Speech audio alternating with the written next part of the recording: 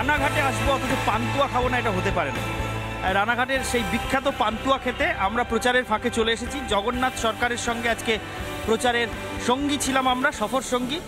পার্থসারথী চট্টোপাধ্যায় এলাকার বিধায়ক এবং সাংসদ জগন্নাথ সরকার একসঙ্গে প্রচার করছিলেন। আপাতত প্রচারের ফাঁকে একটু বিরতি, এবং সেই জন্য রানাঘাটের বিখ্যাত পান্তুয়া খেতে আমরা চলে এসেছি। আপাতত মন মজবে এই পান্তুয়ায়। আমরা দেখে নিই রানাঘাটের পান্তুয়ার স্বাদ কেমন।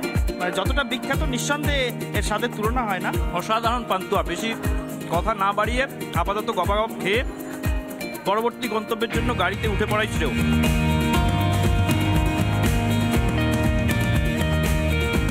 এতক্ষণ পর্যন্ত রানাঘাট শহরে যখন তিনি পদযাত্রা করছিলেন স্থানীয় বিধায়ক পার্থসারথী চট্টোপাধ্যায়কে নিয়ে, তার ফাঁকে ফাঁকে তার সঙ্গে কথা বলছিলাম। দেখুন জগন্নাথদা, আপনি যে এলাকার সাংসদ বা যেখানে আপনার বাড়ি সেই শান্তিপুর, সেটা তো আসলে বৈষ্ণবদের একটা পীঠস্থান। ওখানে গোস্বামী বাড়ি রয়েছে, ভগবান শ্রীকৃষ্ণ চৈতন্যের অনুসারী বহু মানুষ, বৈষ্ণব সম্প্রদায়ের অনুসারী বহু মানুষ, বৈষ্ণবদের জন্য একটা তীর্থস্থানের মতো সেটা। একই সঙ্গে ওখানে আবার আগমেশ্বরীর পুজো হয়, মানে সেটা তন্ত্র সাধনারও পীঠস্থান। এবং এমনকি আগমবাগিসদের বংশ নবদ্বীপেও রয়েছেন। মানে একদিকে বৈষ্ণব সাধনা, একদিকে তন্ত্রচর্চা তথা শক্তি সাধনা। কৃষ্ণনগরে গেলে মহারাজা কৃষ্ণচন্দ্র তিনিও শক্তি পূজার প্রচলন করেছিলেন, মা জগদ্ধাত্রীর পুজো। আবার অনেকেই মতুয়া সম্প্রদায়ের অনুসারী, বিশেষ করে আপনার আসনে রানাঘাট লোকসভা আসনে মতুয়া জনগোষ্ঠীর ভোট ব্যাংক একটা বিরাট ভোট ব্যাংক। তো শক্তির পুজো, তন্ত্রচর্চা, বৈষ্ণব মত, মতুয়া ধর্মের অনুসারী, এই যে একটা মানে সনাতন ধর্মের যে বিভিন্ন বিচিত্র যে মানে বিভিন্ন রকমের যে শাখা, সব কিছুর সমন্বয় যে এখানটায় ঘটেছে, ভোটের সময় এইটার মধ্যে কি আলাদা করে কোনো সমন্বয় সাধন করার দরকার পড়ছে? আপনাকে আমার লোকসভায় প্রথমেই আর বাংলাকে স্বাগত। প্রথমেই বলি, একটা গুরুত্বপূর্ণ আপনি দিক উল্লেখ করেছেন, সচরাচর অনেকেই এটা এড়িয়ে যায়। মিনি ভারত বলা চলে আমার এখানে, তাই রানাঘাট লোকসভা। আসলে স্বয়ং যুগাবতার চৈতন্যদেব এখানে জন্মেছেন, তিনি কলিযুগের অবতার। আর সেই কারণে ভারতবর্ষের যে দর্শন, সেটা সংক্ষিপ্ত আকারে আমার লোকসভার মধ্যে রয়ে গেছে। আমাদের ভারতবর্ষকে যেমন এশিয়া মহাদেশে অনেকে উল্লেখ করেন, এত প্রাকৃতিক বৈচিত্র্য, আর এখানে আধ্যাত্মিকতার যে বৈচিত্র্যতা, এটাই মিনি ভারত বলা যায়। শাক্ত, শৈব, গানপত্য, বৈষ্ণব সবই এখানে। এইটা তো মানে আপনি যতটা এতক্ষণ ব্যাখ্যা করছিলেন, এইটা তো সকলে জানেন না। এই বিষয়টাকে গোটা দেশের সামনে তুলে ধরার জন্য, বা এখানকার এই আধ্যাত্ম চেতনার যে প্রবাহ এবং বৈচিত্র্য, সেটাকে তুলে ধরার জন্য গত 5 বছরে সাংসদ হিসেবে কিছু কি করেছেন? অবশ্যই করেছি।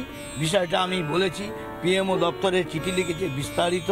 এটাকে ওয়ার্ল্ড হেরিটেজ করলে আগামী দিন, আজকে দেখুন এই যুগে, কলিযুগে ইসলাম ধর্মের পীঠস্থান আবিষ্কার হয়েছে হজরত মোহাম্মদের মক্কা, যে সবাই পুণ্য অর্জন করেন মুসলিমরা। ঠিক তেমনি জেরুজালেম খ্রিস্টানরা সবাই ওখানে তীর্থ করতে যায়। আমাদের হিন্দু ধর্মের 4টে যুগে যেহেতু পৌরাণিক আছে, অযোধ্যা আছে ত্রেতা যুগে, তারপরে মথুরা আছে, কিন্তু কলিযুগে আর সত্যযুগ তো ওপরে স্বর্গের ব্যাপার বলা হয়। তাই কলিযুগের যিনি উদ্ধারকর্তা চৈতন্য এখানে হয়েছে, তাই কলিযুগের সনাতনীদের জন্য এটা ক্যাপিটাল, ওয়ার্ল্ড ক্যাপিটাল মতো হতে পারে। নবদ্বীপ কেন্দ্র করে, শান্তিপুর কেন্দ্র করে, পুরো নদিয়া দক্ষিণকে কেন্দ্র করে, নদিয়া উত্তরেরও কৃষ্ণনগরে ঐতিহ্য রয়েছে।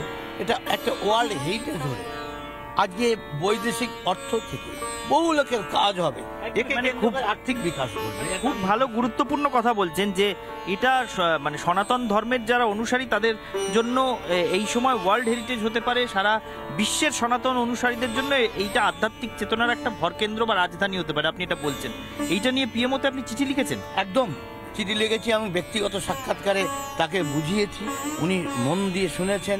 তবে বাদ সাধছে রাজ্য, কে প্রধানমন্ত্রী? প্রধানমন্ত্রীকে আমি বলেছি এবং এর আগে পিএমওতে চিঠি দিয়েছি। তারপরে প্রধানমন্ত্রীর সঙ্গে বিষয়টা নিয়ে সংক্ষিপ্ত আকারে আলোচনা করেছি এবং তিনি মন দিয়ে শুনেছেন। তারপরে আসল অসুবিধা হচ্ছে এখানকার সিএম কি অসুবিধা করছে? এই কালচারাল বা এই সাইট সরাসরি কেন্দ্র কোনো কাজ করতে পারে না, তার জন্য রাজ্য সরকারের প্রজেক্ট চাই। ওয়ার্ল্ড হেরিটেজ করতে গেলে রাজ্য সরকারকে 40% তাকে দিতে হয়, তার পরিকল্পনা চাই। হয়ে গেলে ফায়দা তো রাজ্যেরই হবে, আর্থিকভাবে বিকাশ হবে এটা এবং বহু মানুষ কর্মসংস্থান হবে। এইটাকে কেন্দ্র করে একটা ট্যুরিজম, যাতায়াত, গাড়ি ভাড়া, দোকান, হ্যান্ডিক্যাপ, কত লোক উপকারিত হবে, মানে কয়েক লক্ষ পরিবার বাঁচবে এটাই। রাজ্য সরকার কি গুরুত্ব দিচ্ছে না? রাজ্য সরকার এ ব্যাপারে উদাসীন।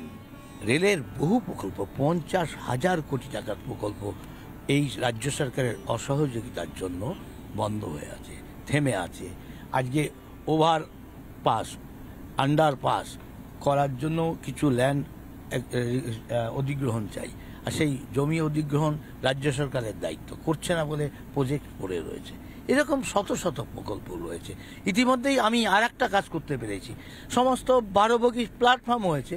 শিয়ালদাতে 4টি প্ল্যাটফর্ম ছিল না, কারণ ডিআরএম বিল্ডিং আর যাত্রী শেড না ভাঙলে হয় না।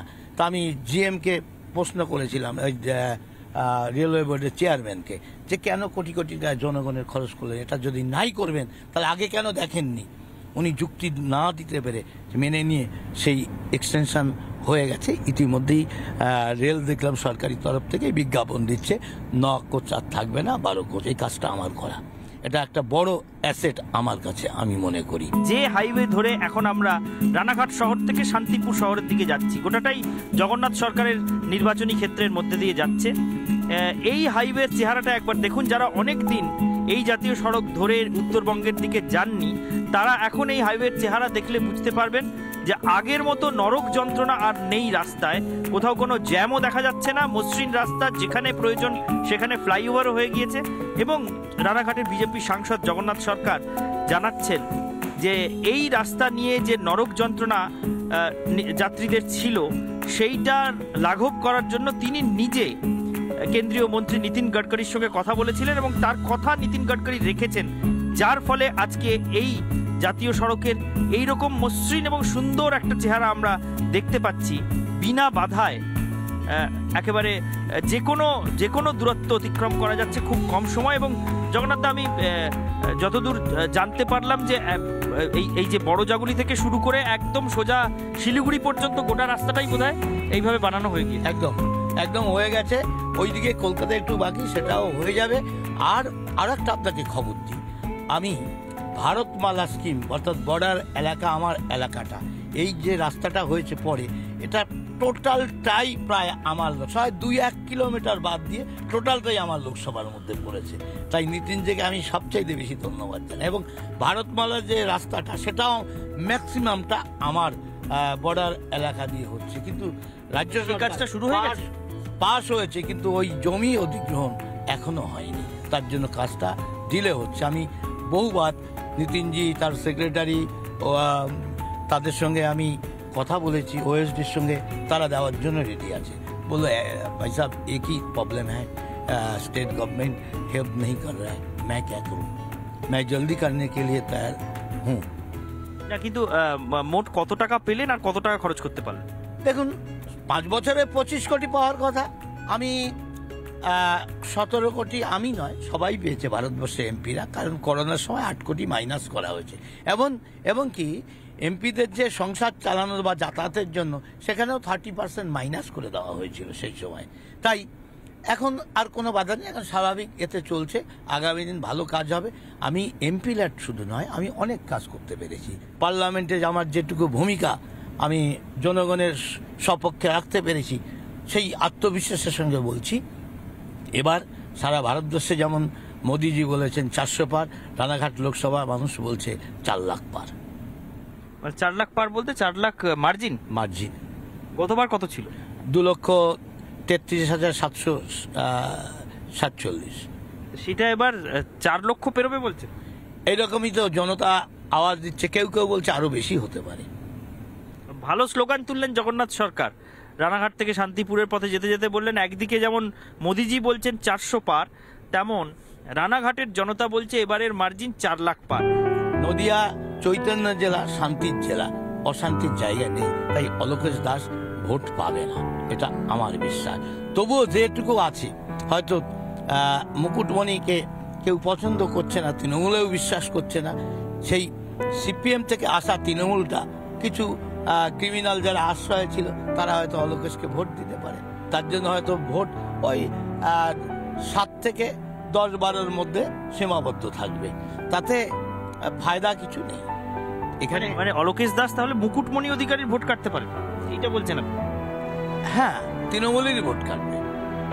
অর্থাৎ আমার ব্যবধানের পথটা মসৃণ হবে। জয়ের কথা কেউ এখানে জয় পরাজয় নিয়ে ভাবছি না, আমরা এখানে ভাবছি ব্যবধান কতটা বাড়াতে পারবো। তাই সেই ব্যবধানের ক্ষেত্রে অলোকেশ আমার সহায়কই হবে।